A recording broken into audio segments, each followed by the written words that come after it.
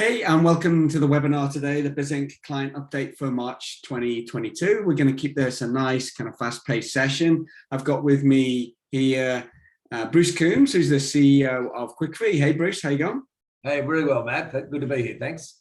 Yeah, good. Thanks for making the time. And Glenn, who's the head of small business for Bizink.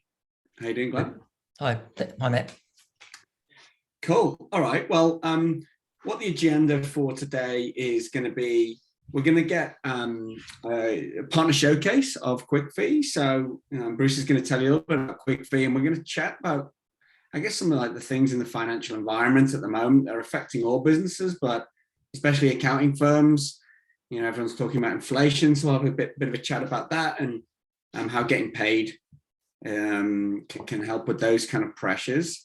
Then Glenn's going to talk a little bit about how to amplify small business content, because at Bizink, we give you a lot of small business content, but that doesn't always mean it gets in front of your clients. So we want to find more ways to help you get that in front of your clients. And then I'm just going to give you a bit of an update on what's happening in the Bizink world and what we've done in March and what will be happening in what we call Q1, because our financial year starts in April, so what we call Q1. And as always, there's a bit of time for questions. So I know you're busy and I've got a lot of time, so we're going to keep this nice and fast paced, and I'm going to flip into our partner showcase. So Bruce, if you could just give us a quick introduction to yourself and QuickFee, that would be awesome. Thanks. Absolutely, Matt. Not a problem. I'm actually a chartered accountant by trade, so grew up in one of Sydney's premier tax firms at the time. Had my own accounting firm for 15 years, along with a number of partners. Exited that, brought outsourcing to the accounting profession in Australia. Basically, the first guy who provided outsourcing services back in 2004, a long time ago now, Matt. And was fortunate enough to be able to sell that business, and the proceeds from that were 12 years ago invested in QuickFee, which is a fee funding solution that enables clients to pay, clients to access more services, and also operate a full payment gateway for accounting firms in Australia and the United States. Cool. Awesome. So it's fair to say you know a little bit about payments. A little bit about payments, and I like to think my hard quiz special topic would be accounting firms. So yeah. I love the profession. Like I'm 60 this year. Anybody wants to send me a gift, I can put the address up on the chat.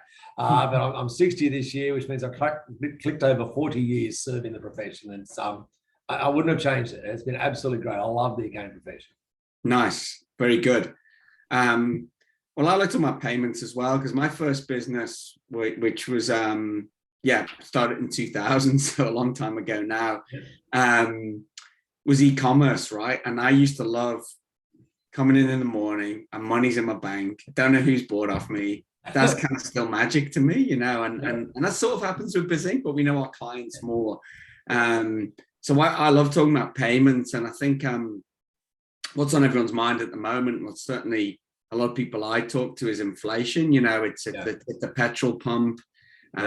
It's it's in the, I know our food bill is out of control at the moment in our household, and it's putting pressure on businesses as well. So I guess, are they conversations you're having with firms, and like, how does that tie into getting paid as well? Absolutely. I mean, it was funny you mentioned about the e-commerce. One of the firms that actually uses us loves the fact they get an email every time somebody pays, and it's like, bing, oh wow, more money, this is great. So people do love that instant gratification from providing a payment solution for accounting firms.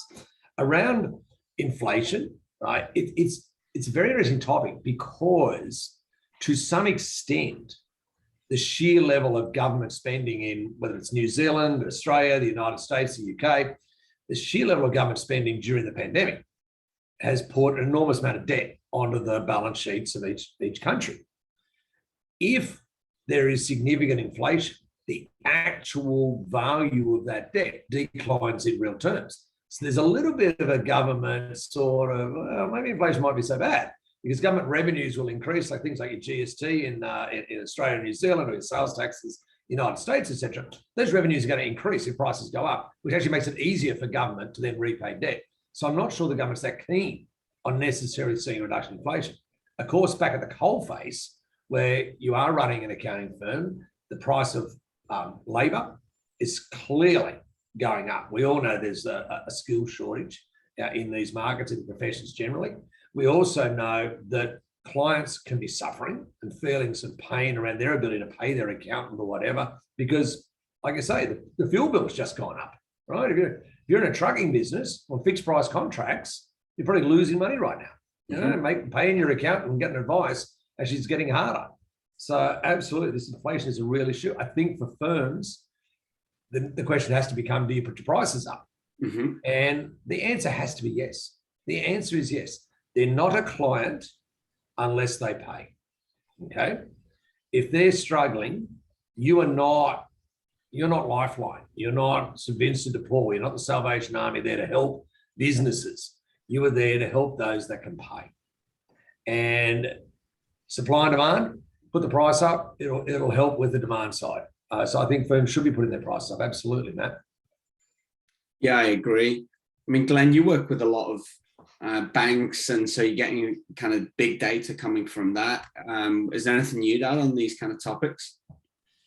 Yeah, I think the data we're seeing from the banking industry as far as small business is concerned, things around, I guess, well, the banks are keen about resilience and supply chain. And for the banks, it's the access of funding. So, you know, can small businesses get more money? Is it cheaper? Interest rates are increasing. So small businesses have been hit. There's three types of small businesses, really. The ones that have been hit with supply chain, problems getting access to materials, problems getting money. Then there's the ones who there's been no effect at all, like business goes on as normal. And then the other ones that are actually going great guns and making huge amounts of money and just trying to catch up. So that's kind of the impact in that sector. Yeah, cool. Bruce, I remember seeing Rod Drury talking it was in Sydney actually, where you are, and I think it was at Xerocon in 2012. So I think it was the second Australian Xerocon. Yeah. It was really cool because they were big, but they weren't massive at that point. And just did a kind of like fireside chat.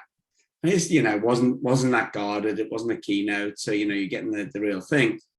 One thing he talked about there, which really stuck with me, was that if you put a pay now button on an invoice, they were finding that in Xero, people were getting paid 10 days faster. So that really stuck with me because I thought that's definitely me. I'm kind of lazy. If someone makes it easy for me, I'm going to do it. If someone makes it hard, I'm going to ignore it. So I guess, do you find that? I know because you integrate with Xero, and what are some other tips for firms to get paid faster? Oh, no, look, 100%. I mean, we do have the Xero integration, which actually receipts back into Xero as well every time a client does pay. So it's a time saver for firms, and it's a much more convenient option for the client. The client can pay outside of business hours. They have to call the firm to make a card payment, for example, right?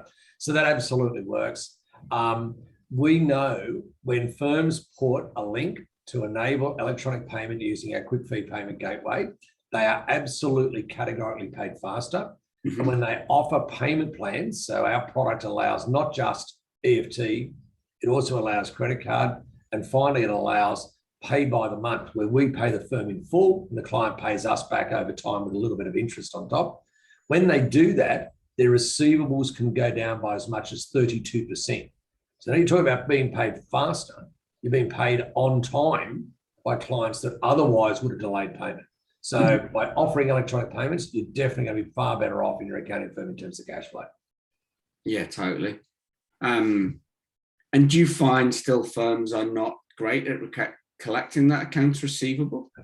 Absolutely.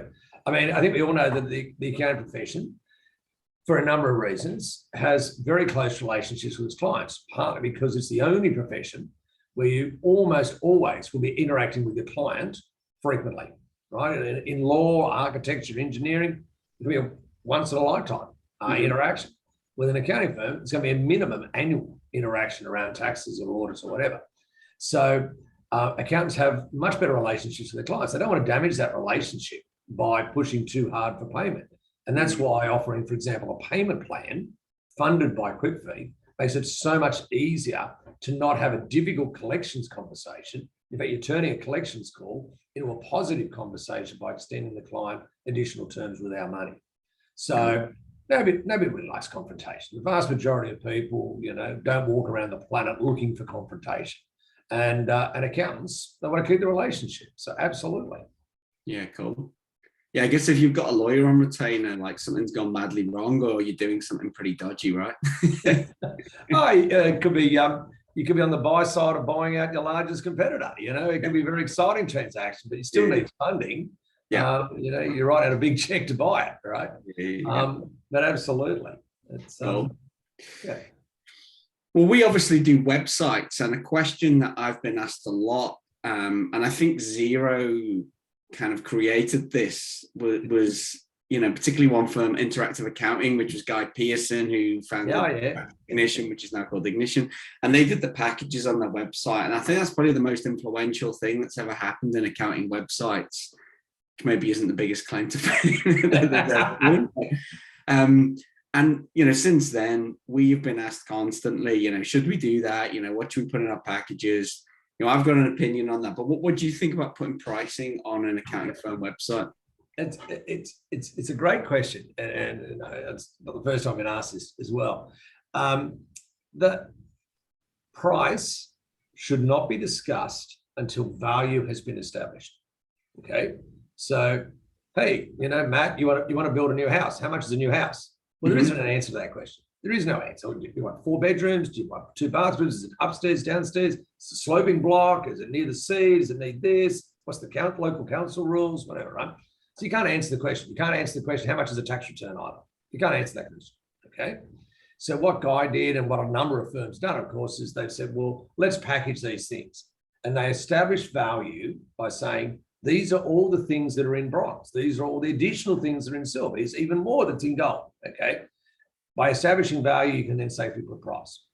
I'll tell you what, if you put on your website, we charge $500 an hour, you'll scare the customers away, okay? Yeah. You got to establish value before you can explain why it costs what it costs. Yeah. I totally agree with that. And the other thing I would say is that in my experience, and Glenn, you've worked with a lot of small businesses as well, especially when it comes to accounting, I think business owners don't know what they don't know. Yep. So if you're asking them to choose from a menu of services, they probably don't understand what 50% of them are, or if they think they do, they're probably wrong. That's not saying small business owners are stupid. It's just that I feel like that stuff comes out of a conversation, and the value piece that you talk about, you don't know what they don't know what they're asking for. They just want an accountant, right? So it's like, do they want to be bronze or silver? They probably don't know, but they're going to anchor themselves to bronze, in my opinion. They're going to, they obviously are going to want all the stuff that's in gold, but the price that's in bronze. So I feel like it's a tricky one to put that stuff on your site. That's my opinion anyway. Yep. And one thing for me would be every business also thinks they're different. So if you're an accountant and you've got a cafe, 2 cafes, and one's on one side of the street and one's on the other, you could think they're the same cafe, right? But the other cafe goes, no, I'm on the other side. Way different business. Yeah. So even if you have the same packages, they still probably want something, or at least to think they're different somehow. Yeah.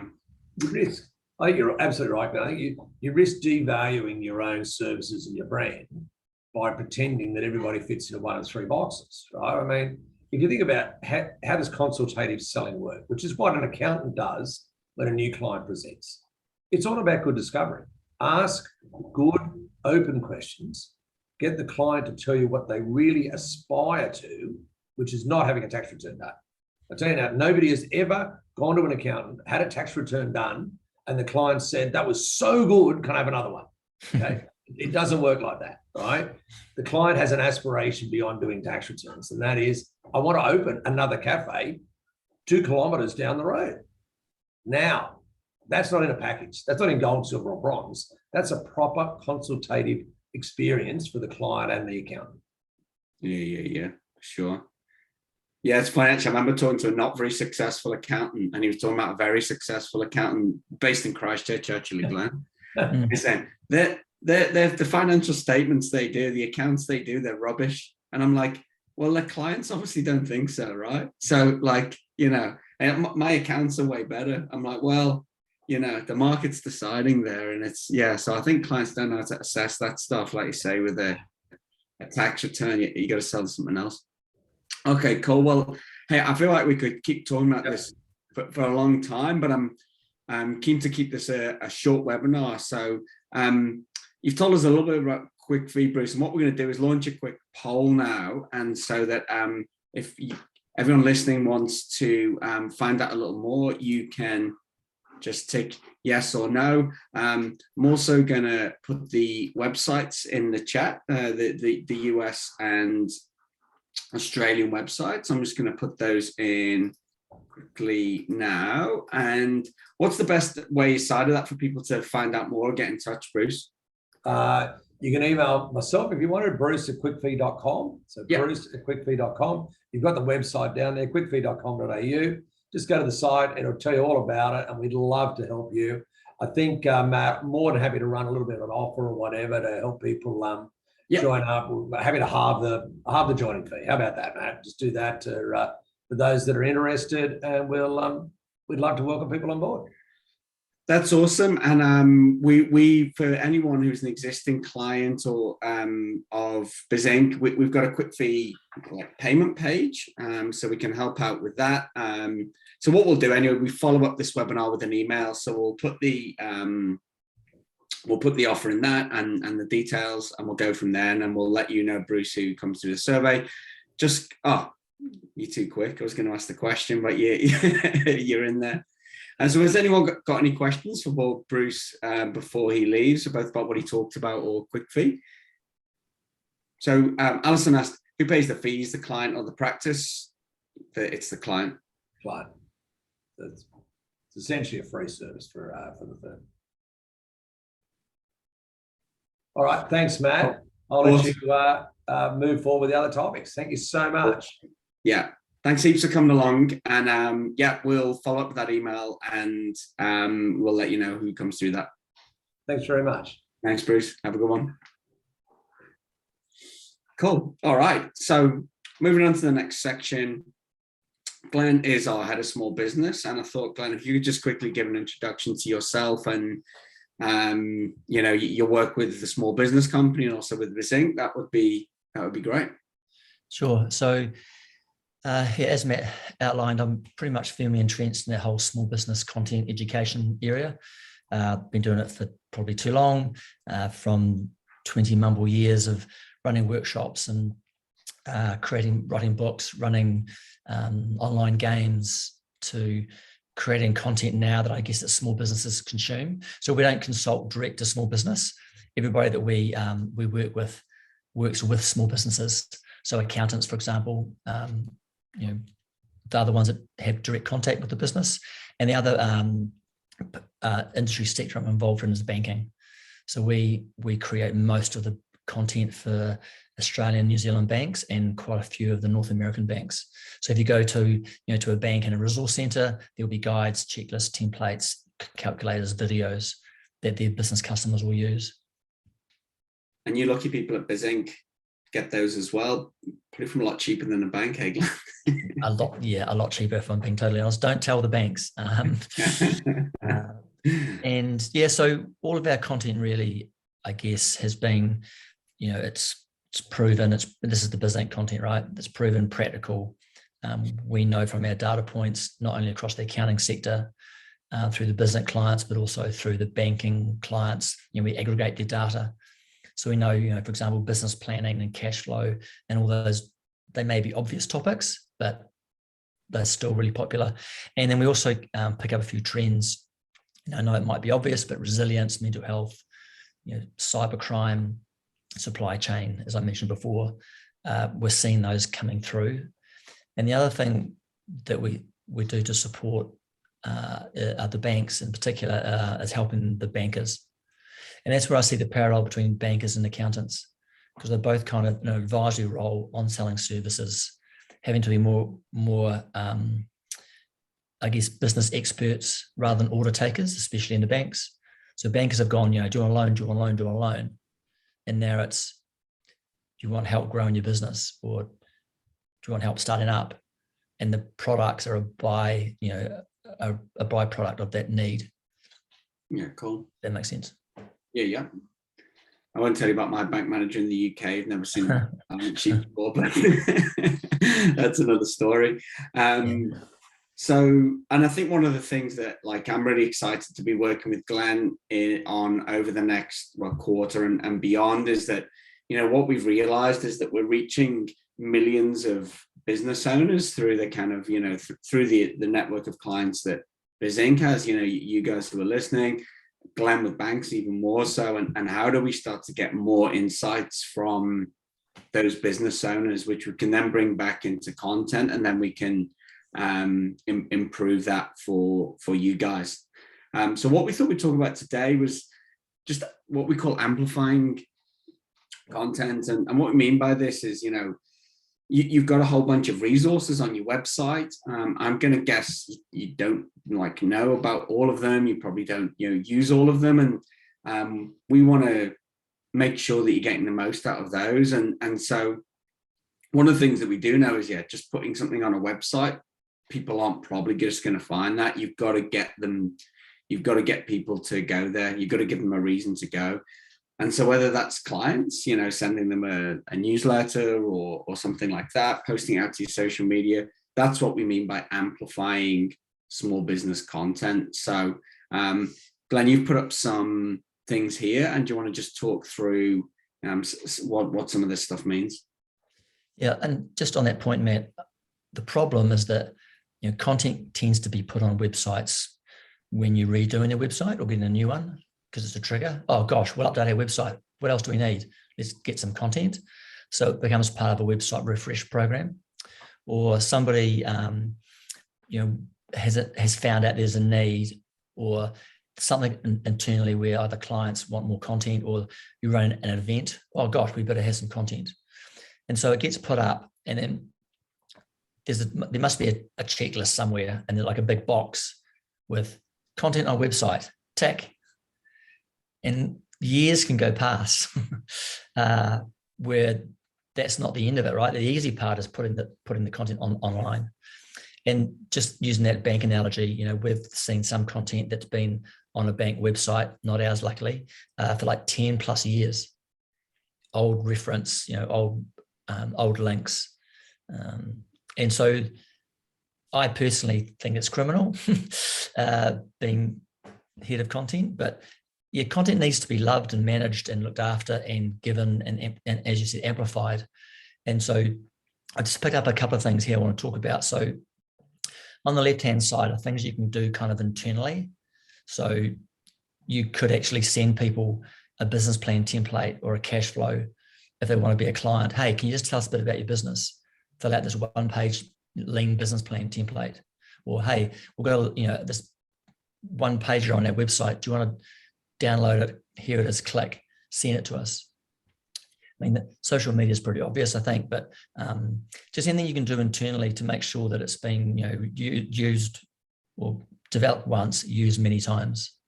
And that's what we do in Bizink. We build that into the back end. So if you post a blog, it automatically posts to social media and can pull through to your email marketing as well. So that's something that we've baked in, but I think there's these extra things that you can be doing that, like, sales, client conversations, where you can use that. We do that all the time at Bizink. It would be, we're selling to a client, for example, a prospect, and they talk about search engine optimization. So it's like, hey, here's our guide to search engine optimization that we wrote. So it's all establishing credibility and things like that. But, they're not going to probably browse around your website and find that. Of course, some people do that. But, what you were saying earlier, Glenn, really reminded me of a marketer I read years ago. But he said, content marketing is really big now, but people spend way too much time on the content. And his kind of rough formula was spend 20% of time on the content and 80% of time on the amplification, on the promotion of it. And I think people flip it the other way, and almost like 99% of the time on the content and 1% of the time promoting. They send it out once and it's done. I think you're right. The other thing is to not forget old school. So you can print this stuff out, right? You could put it into a PDF you could have it to send to people in advance. There's nothing wrong with sending something in the mail. I mean, I'm not saying doing mail outs, but to high value clients or to those you're prospecting. And on that point, so it's syndicating content. So if you have a business plan or a cash flow template on your resource center, then there's nothing stopping you unbolting that, putting your brand on it, and then going to either the local chamber or industry associations. There's thousands literally of these small business organizations, and there will be some in your area. So if you're an accountant in a small town, there'll be the local council, development employment agency, there'll be probably a training organization, there'll be maybe a small industry org in a chamber. So give them the content, get it to put on their websites, and suddenly you're driving traffic back to your accounting firm. And I think syndication is a huge opportunity, and it only has to be with one. But what that means is that if an industry association has 1,000 members, then you're getting your information direct into their hands, and you can position yourself as an expert, opinion leader. You've got some great content, and of course, in that content, you would have a little link, for more. Click back to our resource center. So it's just trying to, I guess I treat it like a spider's web, and you can be in the middle, waiting to catch people. And where can you fire off your webs or your strands to catch? And the bait, I guess, is the content. I'm glad you closed off that analogy there, Glenn. Yeah, I mean, the old school thing, right? Like, I live in the middle of nowhere. Glenn knows where I live, and like the local paper it's not good. It really isn't good. But there's an accountant who has a weekly column in there. It's excellent. Like, it's really good. It's like considered. It's not rocket science. The advice, he just like sees something that's happening, like inflation, like we've just talked about, and just talks about ways you can mitigate that or deal with it. It's really good. It's not it's not going to win a Pulitzer Prize, but it's really good, and he's getting in front of God knows how many business owners with doing that. So yeah, I think there's lots of ways you can do it, and it doesn't all have to be digital. And the other thing you can do is you can attribute content to yourself. So if you take an article on supply chain disruption, you can change the first line to "I think," and then the bottom "yours sincerely" or whatever. And literally, you could own the content. Yeah. And then you can deploy it. You can post it. You can do whatever you like. There's a bank in the US called My First Bank, and all the content is authored by Alvin. And Alvin, I know it's strange name, but he's actually the CEO of this bank. None of it's from Melbourne. He didn't write any of it. Right? He's taken the content, done a bit of an edit, and then as far as he's concerned, it's from him. And as far as his customers are concerned, it's from him. But it's just a great way of adding value and amplifying that content piece. Just to underline that what you're saying there, Glenn, is specifically to Bizink clients, the content we give you is white label and royalty free. So you take the credit. We write it, you take the credit for it. So if you want to take a blog and edit that, fine. If you want to take that blog and turn it into an email, do it. If you want to turn that into, get 5 blogs and make them into an ebook, just do it. We encourage you to do that. And if you want any tips, you've got the Facebook group, you've got the support channels. That content is a resource for you. So, do whatever you want with it. And that repurposing is the smart way to do content, is to just keep tweaking it. That's how big content companies do it. They're not constantly, well, they are constantly writing new content, but they're not, they're also looking at old stuff and how they can repurpose it and make it new. Yeah, I agree. I think just to emphasize that white labeling, I don't know, I think some people think once it's online, they can't touch it, but not only white label and edit, also bundle. So for example, you could do a startup bundle, looking to start a business, hey, download our startup bundle. And you can grab the business plan template, the cash flow template, a couple of startup articles, put them all together. As you said, Matt, rewrite them, or it could be one long checklist. Here's a 10-page checklist, which you've created out of 3 or 4 articles. And then you've got something that's got added value. Right. And as we talked before about pricing, and yeah, sure, it'll take somebody a few hours to do that, but you can always delegate it. And you can do a growth bundle, a resilience bundle, grow profit, export, whatever topic you think or of your area of expertise you want to push. And small businesses like bundling because it means that you've thought about it, and from their point of view, it's the best stuff. Yeah. And you could argue Google is the best library of content, but there's also the worst. Like you type in small business, say business plans, you'll get millions of results. Well, which one's the best one, and which one should I use? And half of them are ads for various things. If you, as an accountant, can say this is the best business plan template, just use this one, then people will go thanks. So yeah, there's real value, I think, in that aggregating what you think inside your firm is best for your customers in your town or city or wherever you happen to be, and what they need with that industry focus, and then start getting that out to as many channels outside your website as possible. So here's the thing to round this off, Glenn. How about me and you get our heads together and have a think about 2 or 3 of those bundles that we could put together from the resources that are on Bizink websites, and we'll feature those in the follow-up. So, we'll bundle together 4 or 5 pieces of content related to like a topic like cash flow or planning, and we'll send that out to everyone. So, it's not going to take you any time at all. Yep. Good thinking. Done. Cool. Okay. Well, let's move on to the next section, which is new content that we released in March. So we've got the weekly digests, which if you've got email marketing built into your site, then these can be set up to go out automatically. They're in all of the key markets that we work in, so Australia, Canada, New Zealand, US, and UK. And this is just like a roundup of business news, particularly with relation to things like government stimulus packages. Nice, short, like a digest, like the name would suggest, and that can just be sent out to go to your list automatically on a Thursday. So we will keep on doing those. We've been looking at ways we can keep refining those. We released a bunch of blogs, which you can see there. One of them for UK clients, a lot of UK clients on this, but they might listen to the recording, which is about making tax digital, which is some changes coming there, as you'll know about, to do with VAT sales tax happening in April.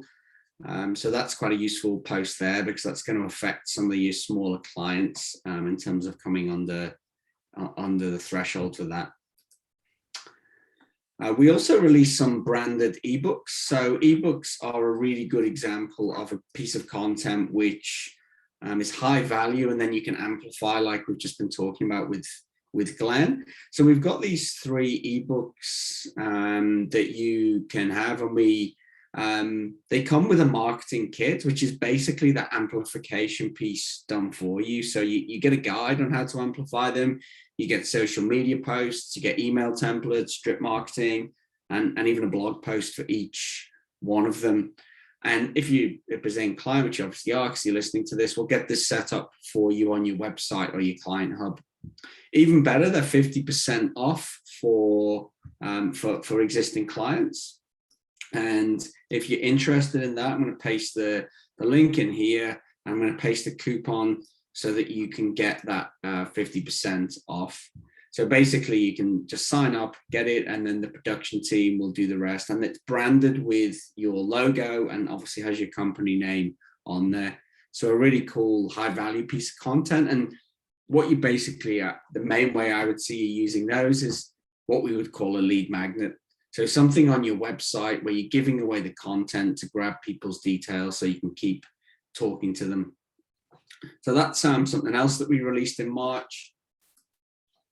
And in terms of the roadmap, so like we call it Q1 because our financial year ends in March. And so April is our new year.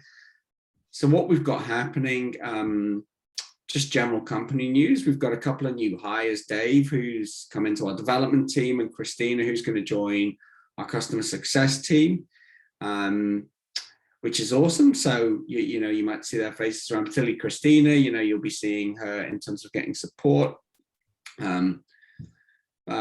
Jordan in the UK. So our first part-time hire in the UK. So that's cool. We've got coverage kind of right across the globe now. We've been doing a lot of work on partnerships, and we'll be telling you more about those on the Facebook group, by email, and more in the next webinar. And the really exciting one for me is we've been beavering away building an app in the background, and we'll be launching that into beta in the next few weeks. So I'll be in touch, excuse me, about anybody who would like to become a beta tester for that, because it's really the fruition of what we've been learning for a decade about accounting firm marketing is going to be put into that app. So really excited about that.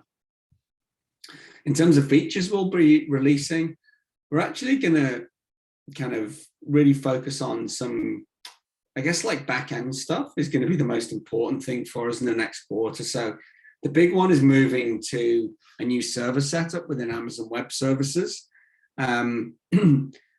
It's, you know, I was looking at they sent me the schematic diagram of what it looks like, and, you know, my brain can't look at that kind of stuff. It's I'm sure it's very good, and our developers are like, this is awesome. The big thing that I would take from it is that we're going to have a CDN in all the regions, and so what that will mean is that the content is being served from really local to where you are, and that's going to make things way faster on the website side. I've written big fixes there, meant bug fixes. So we're going to be doing some other like these little, you know, bug fixes that creep into software over time, and just a general tidy up. And the main feature that we're going to be rolling out is checklists. So, you know, part of our big ethos at Bizink is we want to show you how to do marketing. We don't just want to be like giving you the content. We want to be telling you exactly how to do it. And so you'll see checklists of how to run campaigns and that kind of thing appearing in your dashboard. In terms of content, the big new things we'll be doing alongside all the usual stuff we do, like new blogs and newsletters. We're going to be releasing, excuse me, I'm just going to cough. We're going to be releasing key dates for Australia, Canada, New Zealand, US, and UK. Some clients will already have this. We've just done some testing. We're going to roll that out. So that's going to be all the key filing dates from your country. We've got some business lifecycle resources that Glenn has worked on. So what the idea here is, rather than just having a lot of cool resources on your site like there are now, is to give a bit more focus to certain parts of that and say, here's how businesses, you know, kind of move through the kind of their journey from, you know, starting, managing, exiting. And so they can kind of self-select some of that content around that. We've got a bunch of new Zero resources we'll be releasing. So these are videos, and they'll be coming very soon. So they'll be in April. We've also been doing some content for Zero. So it's called Marketing by Numbers, and that's a load of guides, templates and things like that. You'll be seeing those really soon. And then a couple of glossaries. So it's one of the things that we've been talking about is that, and I'm sure you found this in working with your own clients, is that, you know, people are quite financially illiterate. You know, even business owners have been doing it for a long time. So we felt it would be really useful to have both a glossary of accounting terms and a glossary of business terms on the website. You know, the one I always give an example of is cash flow, which, you know, people think that's like such a common thing, but where I would say it's kind of jargon, because the way to prove that would be to ask 10 clients what cash flow is, and you'll get 10 different answers, and, you know, half of them will be wrong, right? So we want to create some clarity there and create this glossary that, you know, you can refer to, and a place for clients to do a bit of education. So a lot of stuff happening. And as always, you can get in touch with us either through the live chat on your website or support@bizinkonline.com. I'm happy to take any questions you have now.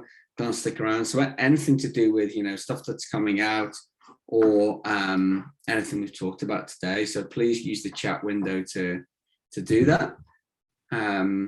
We'll be recording the we'll be recording this session anyway and sending it out. And we will include the information about QuickFee, and also we'll do some of those bundles as well, because I think that'll be a really useful way, so you can see how, I guess, how Glenn and I would think about content, you know, in terms of repurposing and bundling and that kind of thing. Well, I don't see any questions coming in. As I say, you know, if you use the usual support channels if you have any questions. Thanks for coming along today.